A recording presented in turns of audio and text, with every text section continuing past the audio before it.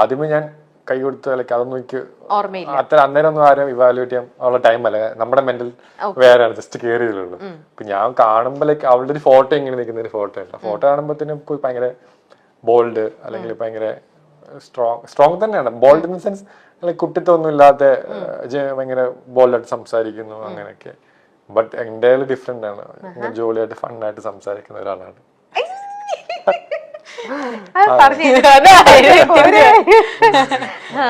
ശ്രീതു ഭയങ്കര ഭയങ്കര ഒരു എന്താ പറയാ കുട്ടിത്തം ഭയങ്കരമായിട്ടുള്ള എനിക്ക് പേഴ്സണലി എന്താ പറയാ ഇപ്പം അടുത്ത ആളെ ഉപദ്രവിച്ചിട്ട് അവിടെ കയറി നിൽക്കണമെന്നൊന്നും ഇല്ല.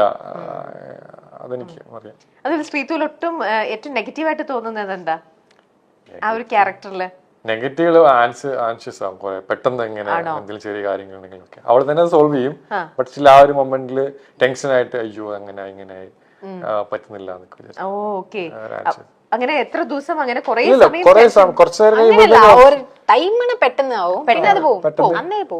പിന്നെ വെളിയിൽ കാണിക്കില്ല. വെളിയിൽ കാണിച്ചില്ലേലും മറ്റുള്ളവർക്ക് മനസ്സിലാവുന്നുണ്ടല്ലോ. ഇല്ല, അർജുനക്ക് മേ ബി മനസ്സിലായിട്ടാ, പക്ഷെ ഞാൻ കാണിക്കില്ല. ഓക്കെ, മാക്സിമം അടക്കി വെച്ച്.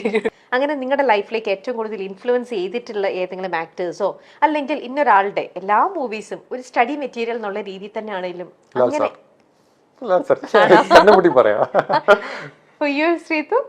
എനിക്ക് ഓരോരുത്തരുടെ കിട്ടിയും ഒന്നൊന്ന് നമ്മൾ കത്തിക്കാന്ന് ഞാൻ വിചാരിക്കുന്നു. ഓരോരുത്തരും ഓരോ ഡിഫറെന്റ് ആയിട്ട് തന്നെ ഉണ്ടാവുമല്ലോ. സോ എനിക്ക് ലൈക്ക് ഓരോരുത്തർ മലയാളം മൂവീസും തമിഴ് മൂവീസും കാണാനും മോസ്റ്റ്ലി തമിഴാണ്. സൂര്യ സർ വേണമെങ്കിൽ ഞാൻ പറയാം. ഓക്കെ, ഏറ്റവും കൂടുതൽ ഇഷ്ടം. വേറെ എന്തൊക്കെയാണ് നിങ്ങൾ നല്ലൊരു സിനിമയിലേക്ക് അല്ലെങ്കിൽ നല്ലൊരു കഥാപാത്രം ചെയ്യാൻ വേണ്ടിട്ട് നിങ്ങൾ നിങ്ങളെ തന്നെ എന്തൊക്കെ ചെയ്തിട്ടാണ് ട്രെയിൻ ചെയ്തുകൊണ്ടിരിക്കുന്നത്? ഞാൻ ഈ പറയുന്നത് മാത്രം കഥാപാത്രത്തിലേക്കൊന്നും ആയിട്ടില്ല. ജസ്റ്റ് അല്ല, എന്നാലും നിങ്ങൾ എയിം ചെയ്യുന്നത് അത് തന്നെയാണ്. ഞാനിപ്പോ ചെയ്തുകൊണ്ടിരിക്കുകയാണ് ഒരു മൂവി. അപ്പൊ അതിലാണ് അതെനിക്ക് ബിഗ് ബോസിൽ നിന്ന് വന്ന ഒരു മൂവിയാണ് ജിത്തു സാറിന്റെ. പറയാൻ പറ്റുമോ? അത് ആസിഫ് അലി അപർണ അവരെല്ലാം ചെയ്യുന്ന ഒരു പടത്തില്. ഷൂട്ടിംഗ് കഴിഞ്ഞോ? ഇല്ല, ഓൺഗോയിങ് ആണ്, നടന്നുകൊണ്ടിരിക്കുകയാണ്. എനിക്ക് ബ്രേക്ക് ആണ്. അപ്പം അതിലെനിക്ക് ലേണിംഗ് ആണ്, ഫുൾ ലേണിംഗ് ആണ്. അത് അത്ര വലിയ ക്രൂവിന്റെ കൂടെ ചെയ്യുന്നു. ഇതിൽ നിന്ന് ചെയ്തോണ്ട് എനിക്ക് അവിടെ പോകുമ്പോൾ കുറച്ചൊക്കെ അറിയാൻ പറ്റി.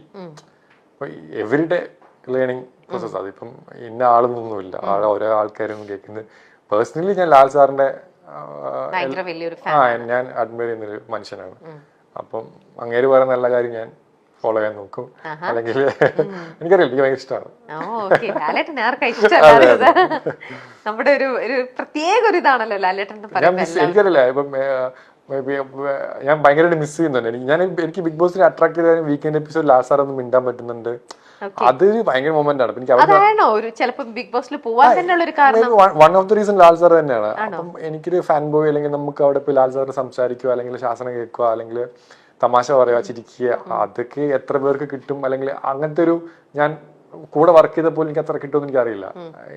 പിന്നെ 100 ദിവസം കഴിഞ്ഞിട്ട് പിന്നെ വീക്കെൻഡ് സാറ്റർഡേ സൺഡേ ഒക്കെ ആ സമയമാകുമ്പോഴത്തേനും ഇതില്ല, ലാൽ സാറിനെ കാണാൻ പറ്റുന്നില്ല, സംസാരിക്കാൻ പറ്റുന്നില്ല. ഈവൻ ബിഗ് ബോസിന്റെ സൗണ്ട് ഒക്കെ ഞാൻ പേഴ്സണലി മിസ് ചെയ്തിട്ടുണ്ടായിരുന്നു.